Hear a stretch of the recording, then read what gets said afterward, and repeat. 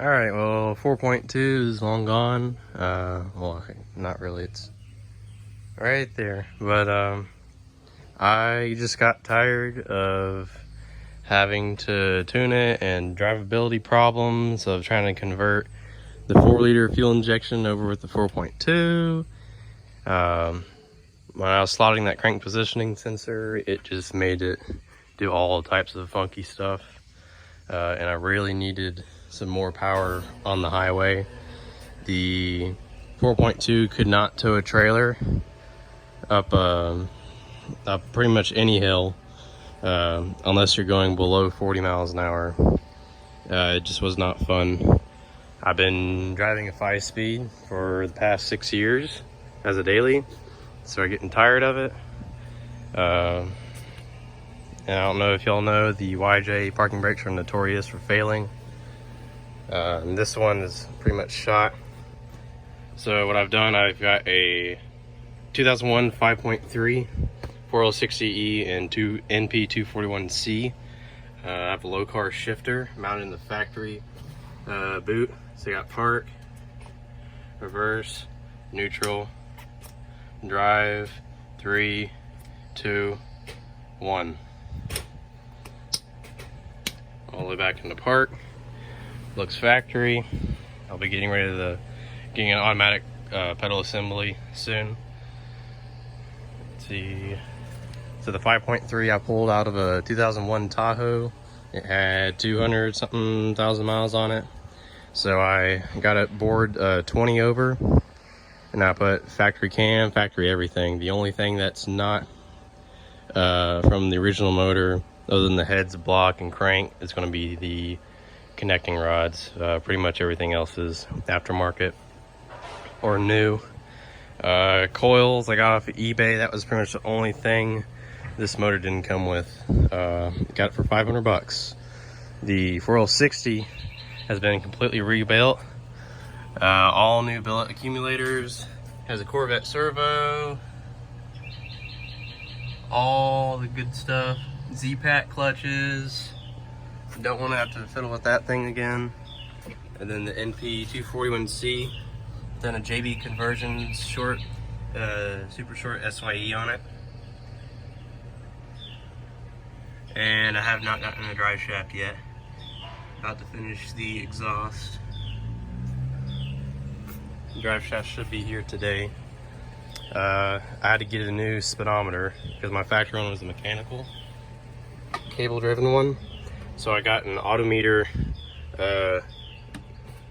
little dash insert piece right here. And I bought Speed Hut gauges. They haven't made them yet. I'm not sure when they'll send them out, but I got a GPS speedometer on the way, and I made them match the original gauges. So it's a black backing, white letters, white needle. Same with the tack. That's the only thing I got to wire up. So here's the factory tachometer plug that I'll be having to cut and splice. And here's the one coming off the harness. That's another thing I did. I don't know if y'all remember the 4.2, how ghetto the harness was. I was tired of filling with wires, trying to make it organized. I wanted to do this one time and one time only. So I just went ahead and went with the BP Automotive harness and control assembly. So it comes with a remanufactured PCM mount. They come pre-tuned for your vehicle. So I told them I had a factory cam, factory 5.3. So you just upload a factory tune on it, took the VATs off. Said that I had 33s with 410 gearing, so the transmission would shift correctly. Not having to run some giant danky fuse box. This is the thing for the entire standalone harness. Comes pre-labeled, everything you need. Everything's plug and play. The only thing that you have to splice in is the run wire and a switch lead for the brake switch. So I wanted to use the factory brake pedal assembly. The problem is that this brake switch it connects when you press the brake pedal, and that's what turns the brake lights on. So I had to get a 5-pin relay and rewire it to where it'll disconnect the wires when I push the pedal down, because that's what the PCM needs. The transmission control wire is connected the whole time, and when you press the brake down, it wants you to disconnect it. So that's what I ran. I ran a 5-pin relay somewhere up in there. I went through the entire wiring in the dash, took the whole bulkhead out, cut all the wires that are unnecessary, at least that I could find in like an hour, and retucked the whole harness so I don't have rainbow spaghetti hanging down anymore. I wrapped every single wire with looming. I do not want to have to come back and do this again. I'll eventually be getting a cover for the intake manifold to kind of hide some of this. And since it is an early model, it does have the fuel regulator built in right here.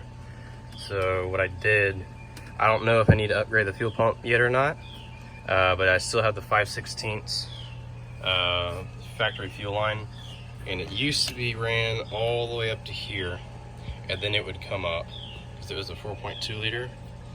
So what I did, I bent the factory fuel lines to come up right here, ran them up the firewall, and I put kind of like a hose clamp deal right there to hold them. And then since they're barbed fittings, because it was factory carbureted engine, I just slipped on some fuel injection line from here to there, and that's all it was. I put a Jeep filter on it, like a 9195 fuel injected filter, all the way back in here somewhere.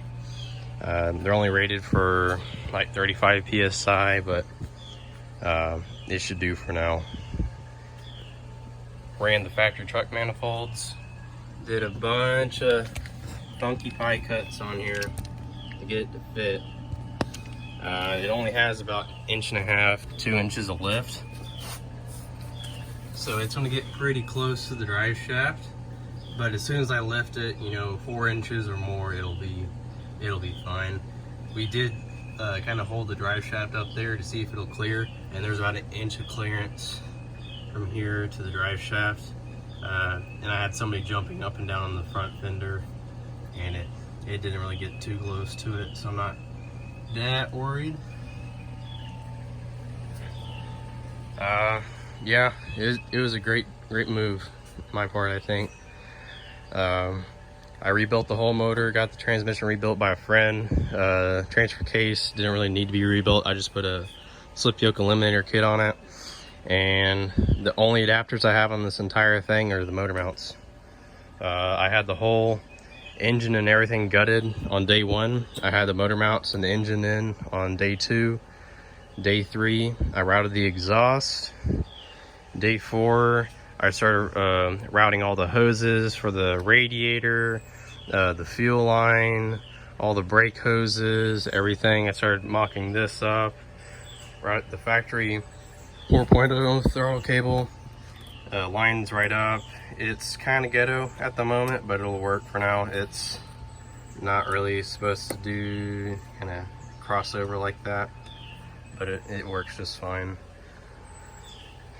Yeah, it's a really good decision.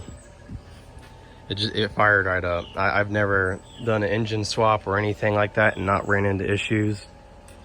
This was, with how complicated this whole system works, we wired everything up correctly within about an hour and a half, and flicked the key, and it fired right up on the second revolution and just idled like it's been there its whole life. I've just never seen that before. I guess I'll show you how easy it spins over.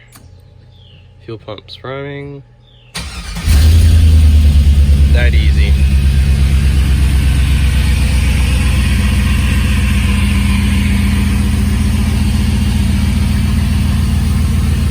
Not throwing any codes or anything, but I haven't driven it yet.